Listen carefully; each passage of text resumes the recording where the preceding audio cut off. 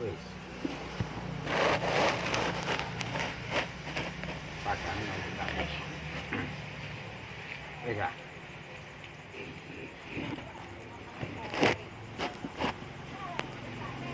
Wis tadi.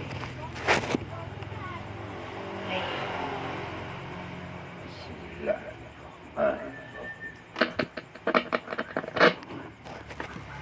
The Bluetooth device is ready to pair. Halo. Wis. Ketok. Ketune ketok usan. Assalamualaikum Wingi gak ketok. warahmatullahi wabarakatuh. Kita jumpa lagi dalam pembacaan kupasan Syiiran Yai Abdurrahman Wahid atau Gus Dur yang terkumpul di dalam buku ini.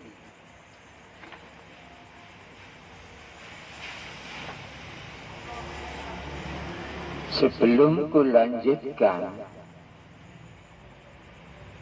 sekali lagi kukatakan pada kalian bahwa kupasan Syiiran Gus Dur ini yang tertulis di buku ini sudah sangat-sangat jelas.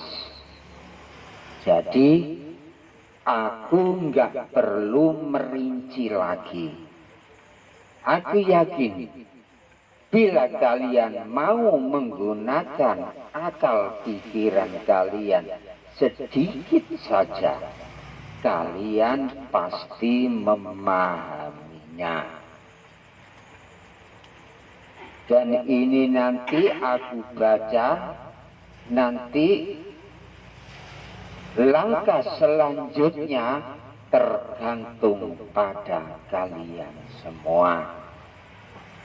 Apakah disimpan atau ditulis ulang, atau kalian datang padaku meminta buku kupasan Syiiran Gus Dur ABD Syahid, Desa Tropodo, nomor 53, RT 6, RW 1, Kecamatan Waru, Kabupaten Sidoarjo, wilayah Jawa Timur, negara Indonesia. Pada episode keempat yang lalu, ini sudah pada bait pertama, baris pertama. Jadi ini nanti aku baca kelanjutannya, yaitu baris bait pertama, baris kedua dari Syiiran Gus Dur. Kumulai.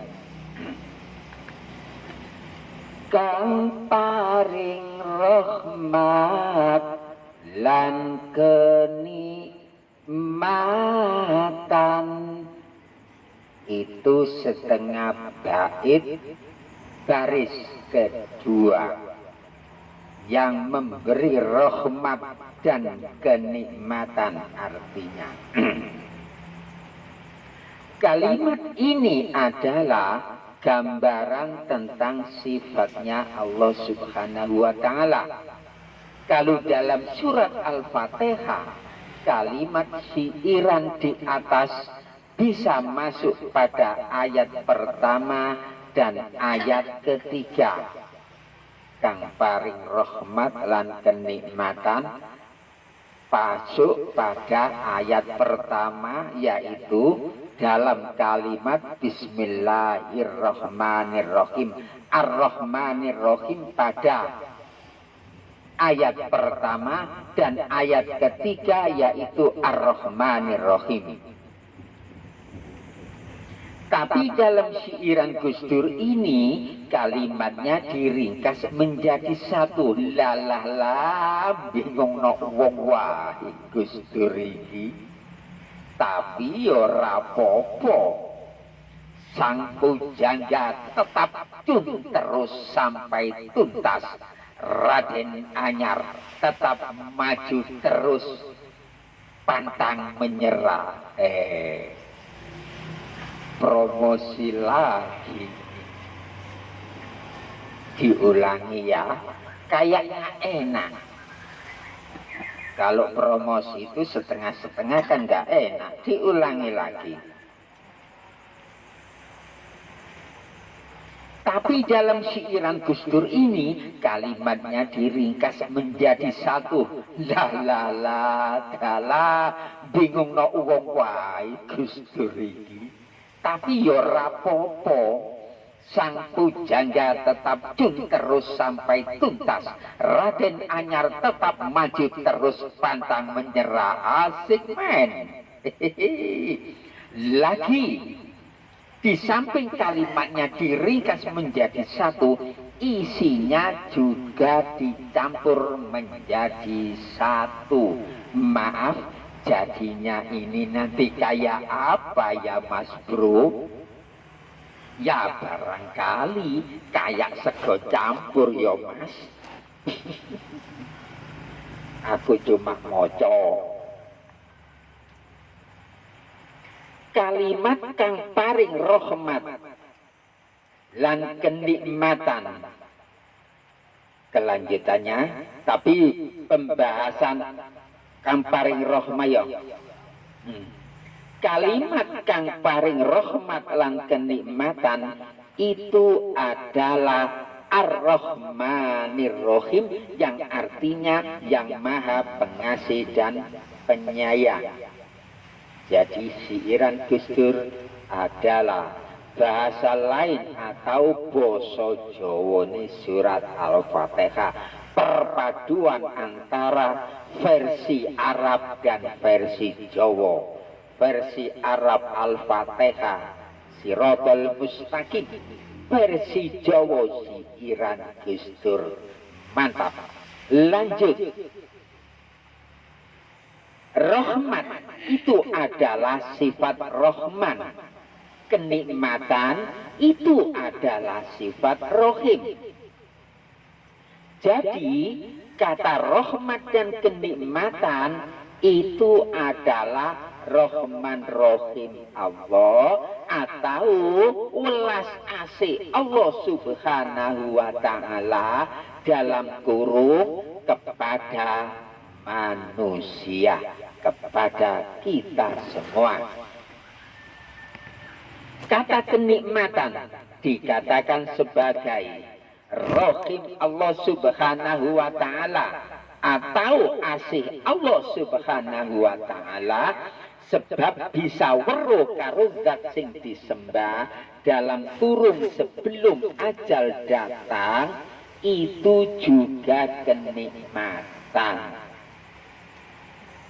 Jadi bukan soal makan saja kenikmatan itu Mas Bro. Gimana bisa difahami? Gak usah dijelaskan ya, gak usah diperinci. Yakin kalian paham. Dan ini adalah butuh pemikiran sedikit. Apalagi utama main celek ya mbau. Tapi lek gelem mikir titik ae, yakin paham. Wong syariat mlebu nang kene. Ben paham, ben weruh apa karepe siirane Gus Dur iki. Ben ora nganggep oleh ganjaran tok. Lanjut. Rahman Rahim atau welas asih adalah dua sifat yang mutlak yang hanya dimiliki oleh Allah Subhanahu wa Ta'ala semata. Tak seorang pun manusia atau makhluk di muka bumi ini dapat memilikinya.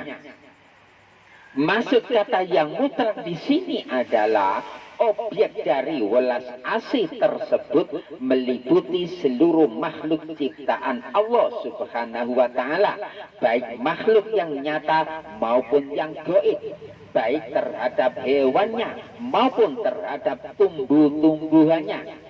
Dan juga welas asih tersebut berlangsung terus-menerus tanpa henti walau dunia sudah kiamat. Nah, kita bahas satu persatu. Sifat welas. Welas Allah Subhanahu wa Ta'ala itu diberikan kepada seluruh makhluk ciptaannya. Diminta atau tidak, semuanya tetap diberi. Sifat asih, khusus untuk asih Allah Subhanahu wa Ta'ala, itu hanya diberikan kepada hamba yang bisa menyembah dengan benar. Bagi yang tidak bisa menyembah dengan benar, ya tak bisa mendapatkan asih Allah Subhanahu wa Ta'ala. Bila kalian nanti sudah belajar ajaran tauhid, di situ ada tuntunan soal Rahman Rahim, soal welas asih. Enggak sulit. Walaupun orang syariat bisa memahaminya. Lanjut. Jadi intinya di sini adalah sifat welas Allah Subhanahu wa Ta'ala itu sifatnya untuk umum, dan sifat asih Allah itu sifatnya khusus. Untuk lebih jelasnya simak baik-baik.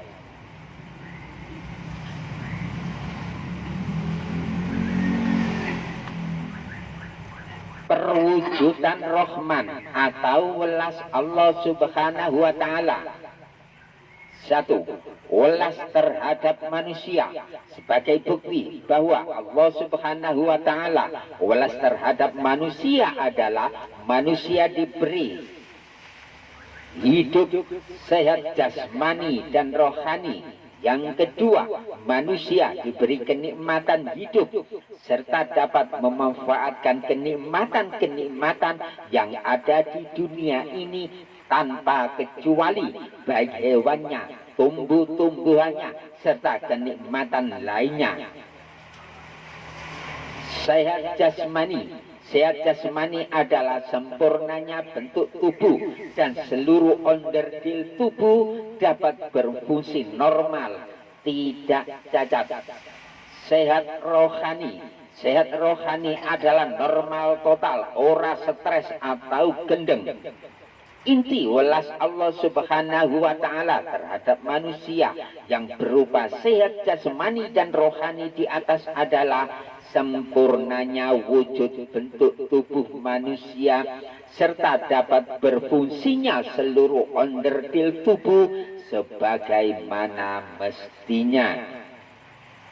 Itulah buktinya bahwa Allah Subhanahu wa Ta'ala welas terhadap manusia, tak peduli dia dari golongan orang Islam atau non-Islam, tak peduli dia itu jahat atau kurang ajar alias orang jahat atau orang baik keperucut itu mau sepurane. Keterangan di atas sesuai dengan Al-Quran surat At-Tin ayat 4, yaitu baca Al-Fatihah Siratal Mustaqim halaman 38. Bojo loro ewangi dano, ya tak buka dhewe halaman 38. Buktinya bahwa Allah Subhanahu wa Ta'ala welas terhadap manusia. Surat At-Tin di Al-Fatihah halaman 38. Sih tak delok.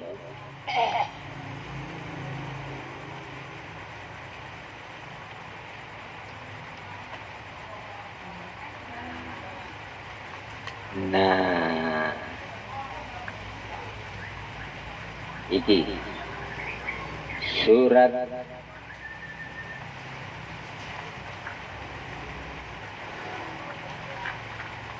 Surat At-Tin sebagai ayat 4 sebagai bukti bahwa Allah welas terhadap manusia.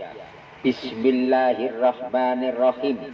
Laqad khalaqnal insana fi ahsani taqwim. Artinya, sesungguhnya kami telah menciptakan manusia dalam bentuk yang sebaik-baiknya. Antara siiran Gus Dur dan surat Al-Fatihah kumpul jadi satu.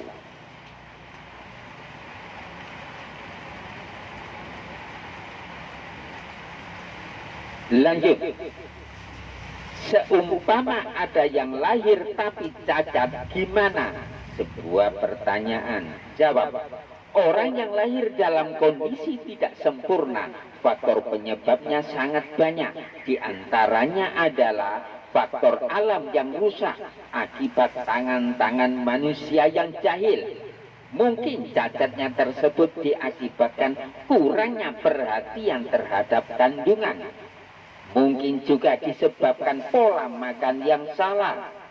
Atau mungkin juga gagal aborsi. Dan masih banyak lagi faktornya. Jadi seumpama lahir dalam kondisi cacat, faktornya itu sangat banyak. Nggak langsung timbul bahwa Allah nggak welas nurah. Lanjut. Yang pasti, bagaimanapun kondisi si bayi saat lahir ke dunia, entah cacat atau stres, dia masih termasuk dalam kategori mendapatkan welas Allah Subhanahu wa Ta'ala.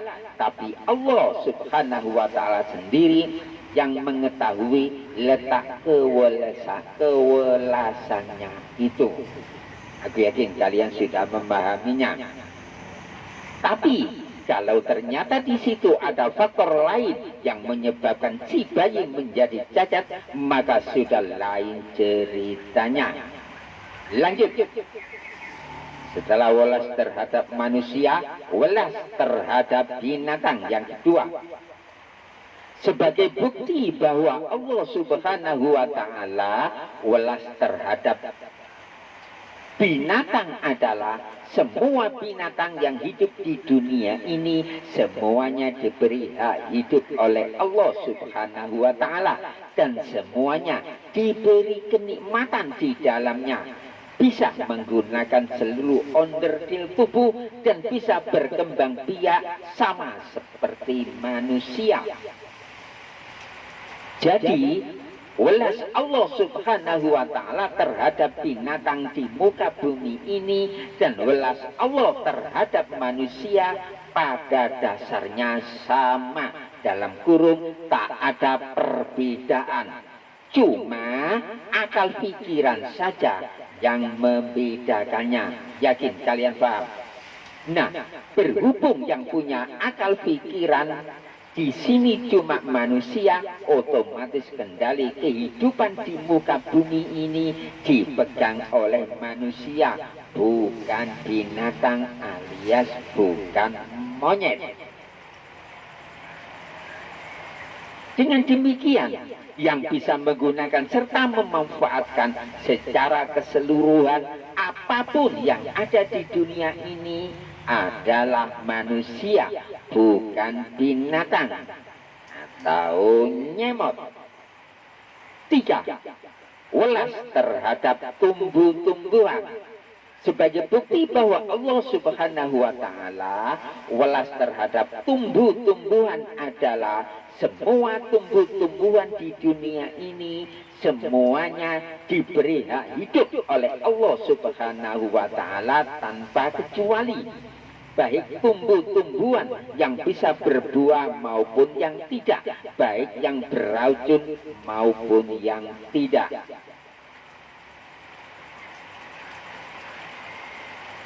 Yang perlu diketahui di sini adalah bahwa welasnya Allah terhadap tumbuh-tumbuhan dan binatang di alam jagat raya ini semuanya diperuntukkan buat manusia.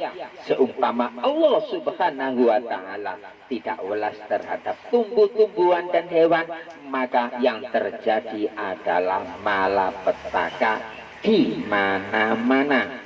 Alasannya, pertanyaan jawab. Alasannya adalah karena manusia tidak akan bisa mendapatkan protein nabati dan protein hewani. Kedua protein di atas adalah sumber kekuatan bagi tubuh manusia. Manusia akan lemas lunglai tanpa kehadiran keduanya.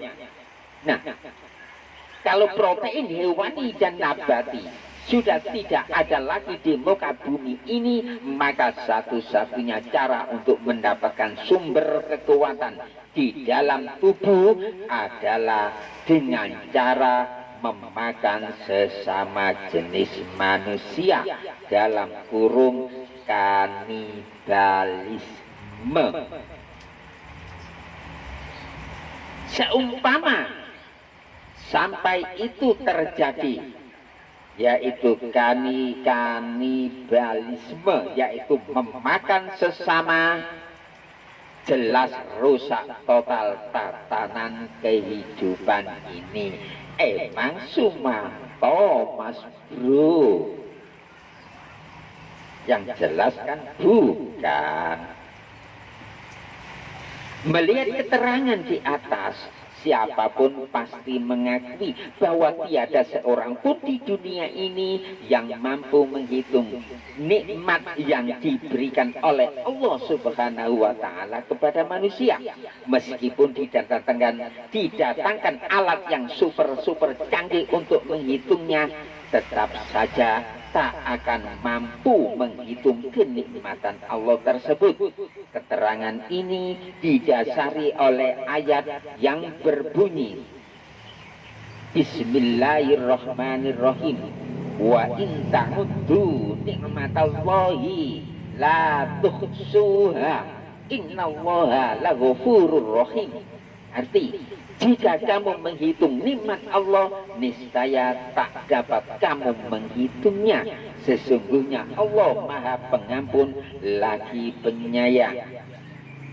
Lanjut.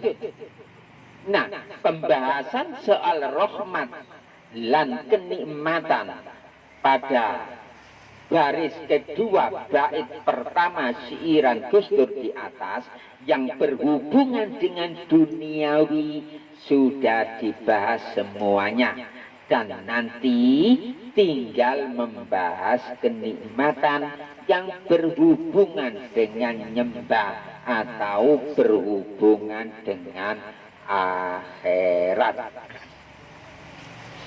Lanjut.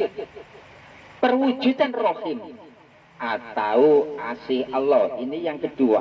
Yang pertama tadi perwujudan Rahman, sekarang perwujudan Rohim, yaitu asih. Setelah rahmat dan kenikmatan jurusan duniawi kita bahas, selanjutnya yang kita bahas adalah kenikmatan jurusan akhirat atau menyembah. Di depan sudah dijelaskan bahwa asih Allah itu hanya diberikan kepada hamba yang bisa menyembah zat Allah Subhanahu wa Ta'ala dengan benar. Yang tak bisa menyembah, ya tidak diberi. Jadi asih Allah Subhanahu wa Ta'ala di dunia adalah manusia diberi fadl atau keutamaan atau kemurahan oleh Allah Subhanahu wa Ta'ala untuk bisa weruh karo zatnya Allah Subhanahu wa Ta'ala tersebut saat praktek nyembah. Sedangkan asih Allah Subhanahu wa Ta'ala setelah mati adalah manusia bisa menyatu jadi satu karo zat Allah Subhanahu wa Ta'ala tersebut. Jadi asih Allah di dunia ini adalah manusia bisa diberi fadl bisa weruh karo zat sing disembah. Seumpama tidak ada kewelasan dari Allah, yakin manusia tidak akan bisa menyembah. Dan kasih Allah setelah mati yang tertulis di sini adalah manusia bisa kembali menyatu jadi satu dengan zat Allah Subhanahu wa Ta'ala. Seumpama setelah meninggal dunia manusia tidak bisa kembali menyatu karo zati Allah, berarti gentayangan. Makanya aku selalu berpesan pada kalian, umat Islam khususnya, umat Muhammad pada umumnya, yang tahu acara ini disimpan atau ditulis ulang atau datang padaku. Akan kuberi buku siiran Gus Dur, kupasan siiran Gus Dur. Aku yakin kalian bisa memahaminya. Yang kuinginkan adalah ummati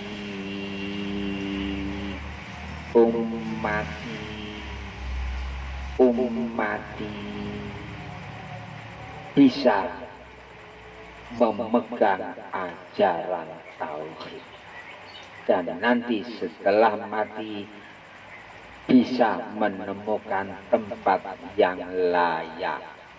Suwarga, suwar iku enggon sing luas, go iku lega. Suwarga iku enggon sing luas terlega, enggon sing luas tur lega, alias isine enak tok tanpa batas. Manunggal karo zati sing gawe urip, miliki dan berikan pada anak turun kalian. Lanjut.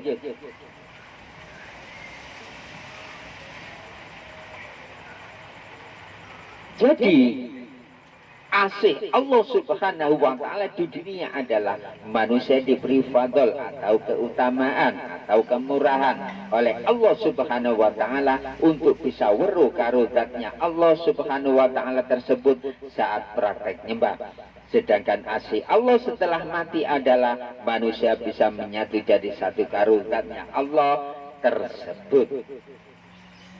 Kesimpulan Rahman Rahim atau welas asih Allah. 1. Rahman Rahim atau welas asih Allah Subhanahu wa Ta'ala adalah dua sifat yang mutlak yang hanya dimiliki oleh Allah Subhanahu wa Ta'ala semata. Makhluk model apapun tidak bisa memilikinya. 2. Wujud welas Allah Subhanahu wa Ta'ala adalah wujud dunia seisinya. 3. Wujud welas Allah Subhanahu wa Ta'ala terhadap manusia adalah wujud sempurnanya badan, sehat jasmani dan rohani.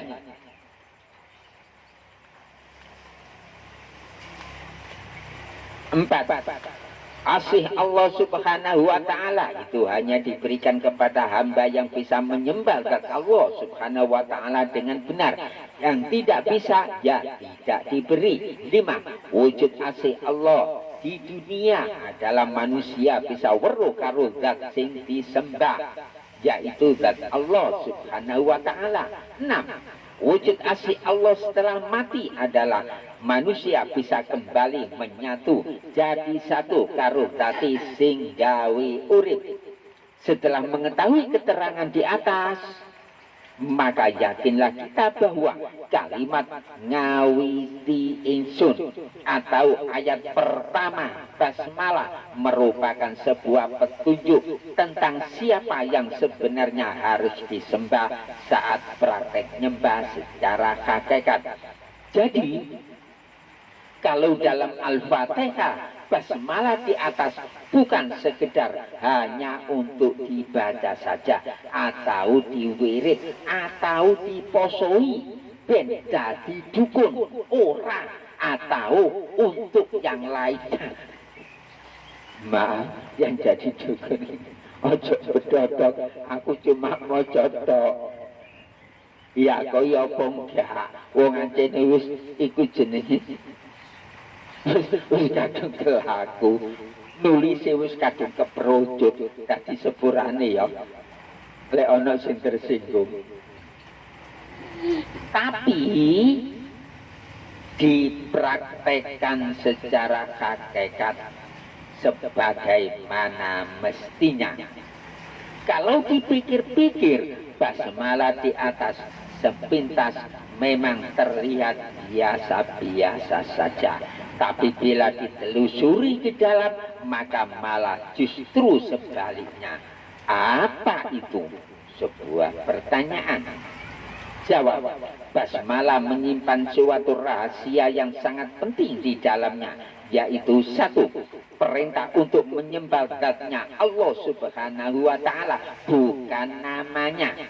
Dua, perintah untuk selalu gandeng terus karo zatnya Allah Subhanahu wa Ta'ala. Apa bisa dibuktikan? Pertanyaan lagi. Jawab, untuk membuktikannya kita harus menengok keterangan tentang ringkasan Al-Quran sampai titik baknya basmalah yang sudah tertulis dalam buku Al-Fatihah Siratal Mustaqim. Ini Al-Fatihah Siratal Mustaqim, penulis Abidi Syait.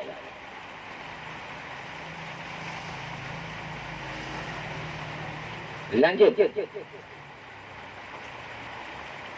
Pertama, titik bak basmalah itu sama artinya jeladren atau bebakalan atau manunggaling kawula Gusti dalam kurung bila dalam praktek nyembah. Nah, kawula bisa manunggal karo Gusti, jelas penyebab utamanya adalah uripe sak jeroane mancep nandate sing gawe urip. Kalau sudah ada dua nama kumpul menjadi satu tanpa ada pemisah di antara keduanya, yang satu sang pencipta dan yang satu adalah yang diciptakan, di situ pasti muncul kalimat yang ajaib, dan kalimat itu adalah perintah menyembah sang pencipta tersebut.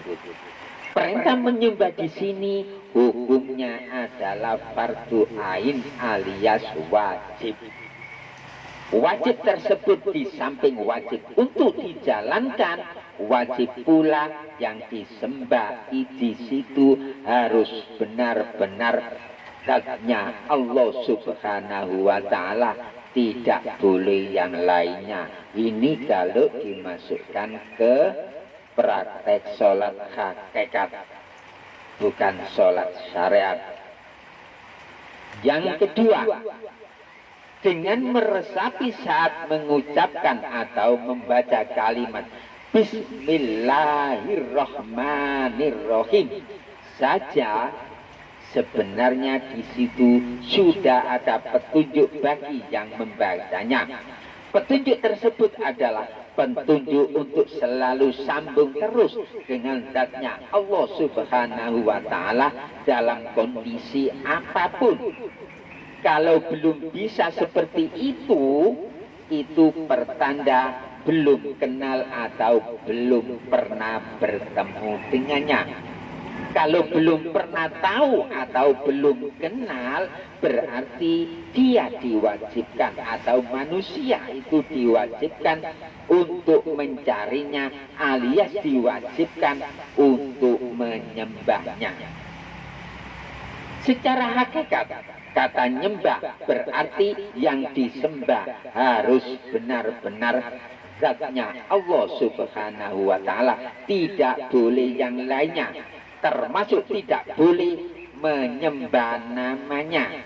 Maaf, mengenai prakteknya nanti di belakang, ojo khawatir, yaitu nanti di bait kelima. Kurang lebihnya kayak begitu pembahasan kupasan kang paring rahmat lan kenikmatan. Hanya kalimat kang paring rahmat lan kenikmatan, kupasane bleber sampot-empote. Aku yakin kalian kaget. Sampai sakmono ya. Masa ya. Itulah hebatnya siiran Yai Abdurrahman Wahid. Syair tanpa waton. Hebat sing nulis. Lanjut. Rino wengine tanpa pitungan, rino wengine tanpa pitungan. Ini setengah baris bait pertama baris kedua. Jadi setengah baris kedua bait pertama.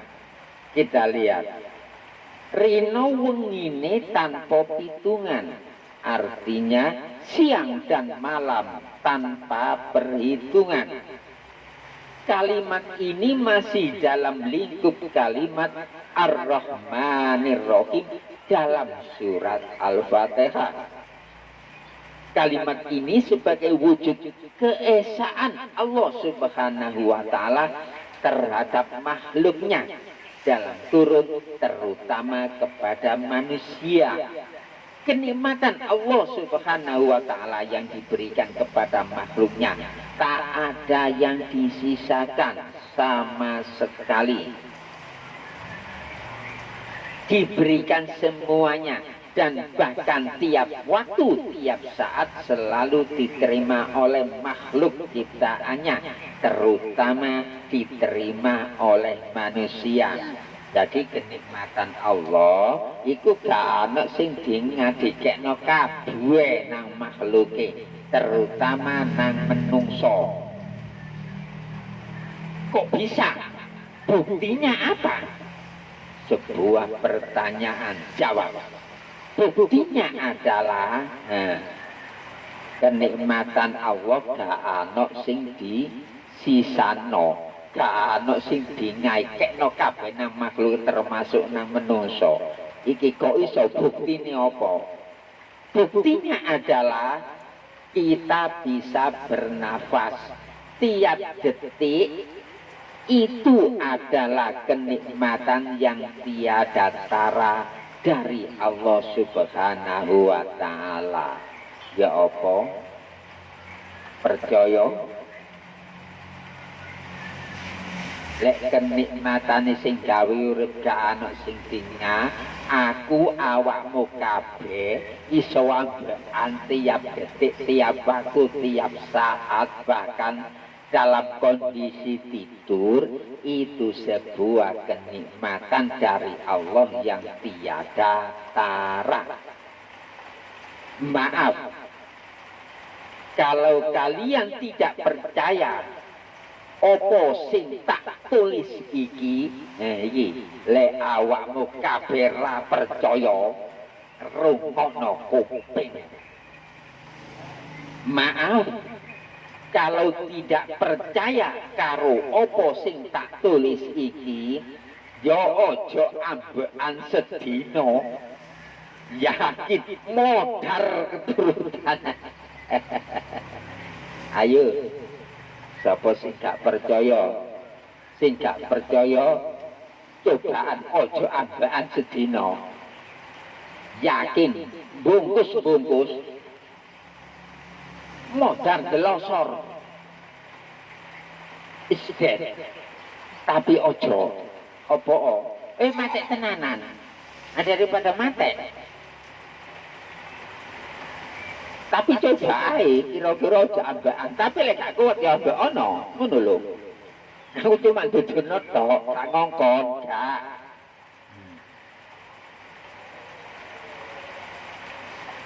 Lanjut. Kurasa sudah cukup sampai di sini. Dan poinnya yang kita dapat adalah satu, puji qadim ala kudus sudah terjadi. Puji qadim ala kudus sudah terjadi. Apa puji qadim ala kudus? Dunya saisine kabeh iki diciptakno oleh Allah. Itu adalah wujud puji qadim ala kudus, yaitu penciptaan dunia seisinya sudah terjadi. Puji kudus ala kudus, puji makhluk terhadap makhluk dalam kurung sudah terjadi. Jadi puji kudus ala kudus yaitu interaksi antar sesama makhluk, entah dengan sesama jenis atau lain jenis, atau dengan tumbuh-tumbuhan, hewan dan lain sebagainya dalam kurung itu sudah terjadi. Itu poinnya. 3. Puji kudus ala qadim, puji makhluk. Nah, kudus ini langsung saja diarahkan kepada manusia. Nanti kalau kudus diarahkan kepada makhluk yang lain, beleber, gak tutuk-tutuk nggonku. Jadi langsung to the point.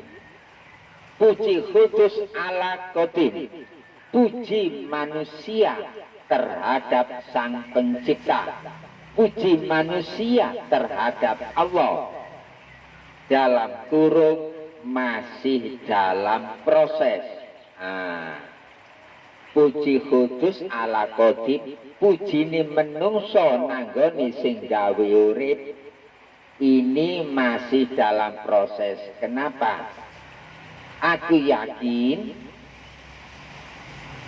banyak sekali orang yang praktek nyembah, prakteknya belum tembus weruh karo zat sing disembah. Tapi mereka berusaha,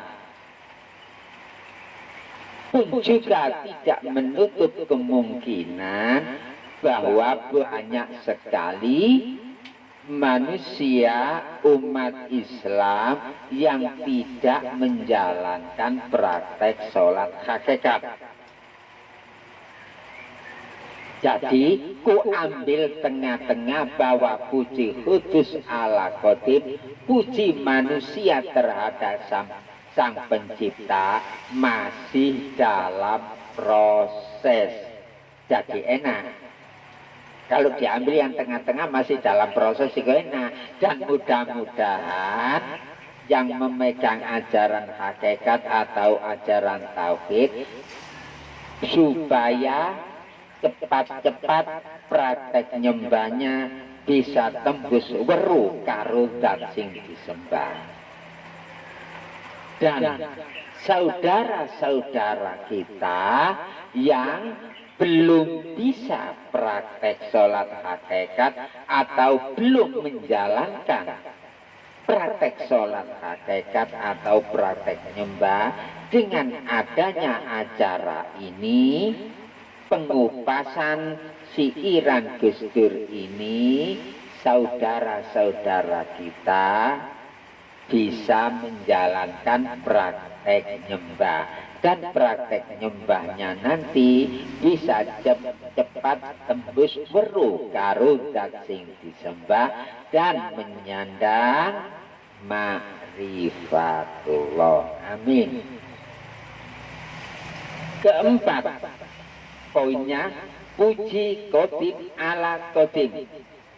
Puji sing gawe urip terhadap zati sing gawe urip dhewe, dalam kurung belum terjadi. Ya memang kalau golongan para nabi, para rasul, para wali ya wis terjadi. Tapi di sini kutulis belum terjadi. Karena apa? Karena biar kita selalu bersemangat untuk menjalankan praktek nyembah. Jadi kutulis belum terjadi. Yang sudah terjadi ya golongane Nabi Rasul, golongane para wali dan wali-wali yang lainnya. Tapi bagi kita-kita jelas itu belum, sebab masih dalam proses. Jadi puji kudus ala Qadim inilah tugas kita nanti, yaitu melaksanakan praktek nyembah sampai tembus weruh karo zat sing disembah. Semoga kita semua berhasil dalam praktek nyembah kita.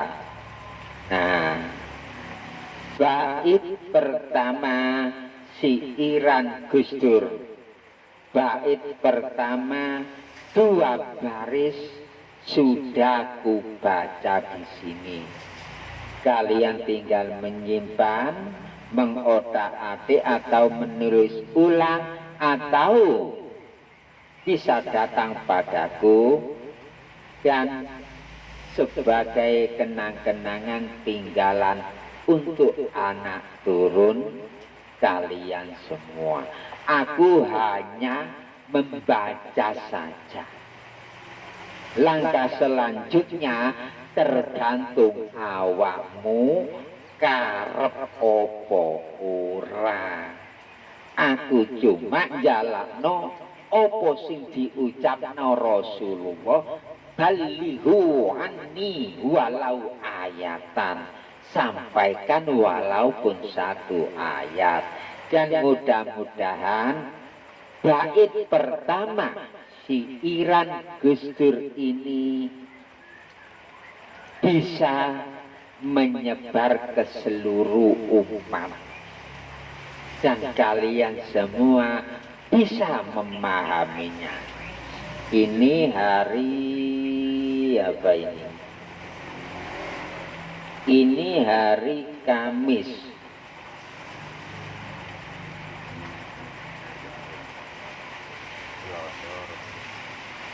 Ini hari Kamis, tanggal 8. Dan nanti kita jumpa lagi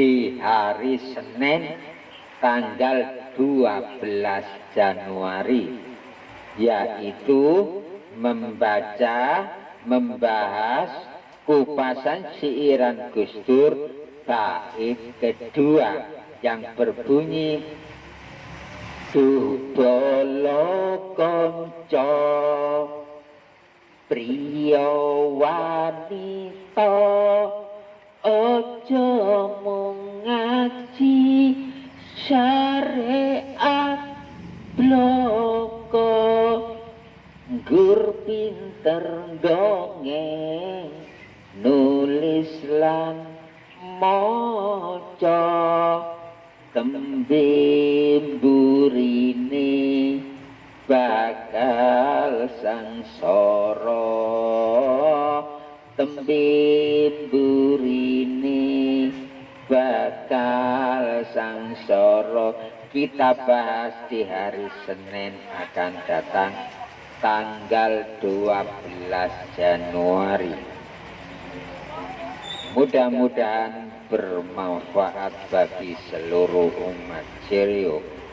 Assalamualaikum warahmatullahi wabarakatuh. Ci.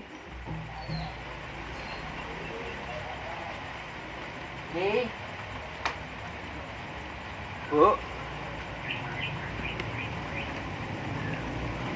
Wis iki lho mari. Wis.